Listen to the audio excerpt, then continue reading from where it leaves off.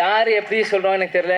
நான் எப்பயுமே சொல்லுவேன் எல்லா மேடையிலும், எங்கள் அப்பாவோட ஃபஸ்ட்டு ஃபேன் நான் தான் அப்படின்னா தான். கேப்டன் பிரபாகர் அப்போ இருக்கும், இந்த விஜய் பிரபாகர் பிறந்தேன். அதனால் எப்பயுமே நான் ஃபஸ்ட்டு ரசிகர் அப்பாவுக்கு நான் தான் சொல்லுவேன். அதே மாதிரி ஷம்முக்கும் ஒரு ஃபஸ்ட்டு ரசிகராக நான் தான் சொல்லுவேன்.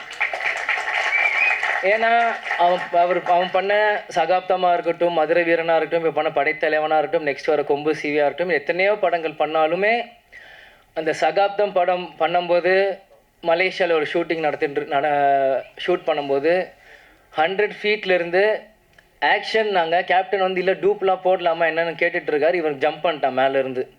எந்த பயமும் இல்லாமல் ஒரு 19 வயசு பையனாக இருக்கும்போது எந்த ஒரு விஷயமும் இல்லாமல் அங்கேருந்து ஜம்ப் பண்ணிட்டாப்புல. ஸோ அப்பாவுக்கே வந்து பயம் வந்துருச்சு. என்ன நீ பார்த்து குதிச்சிட்ட, நான் டூப் போடலாம் ஏதாச்சும் ரோப் கட்டலான்னு நீ பார்த்து தைரியமாக குதிச்சிட்ட அப்படின்ற போது ஷம்மு சொன்னாப்புல, கருப்பணிலா படத்தில் ஹெலிகாப்டர் நீங்கள் ரோப்பே இல்லாமல் தொங்கிட்டு வந்தீங்களே,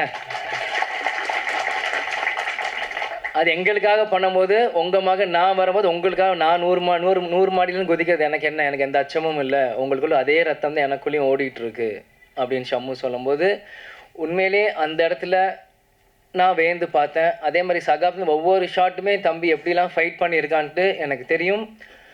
கேப்டன் எங்கேயும் போகல. அவர் படத்தில் நீங்கள் பாருங்கள், கேப்டன் திரையில் தெரிவார்.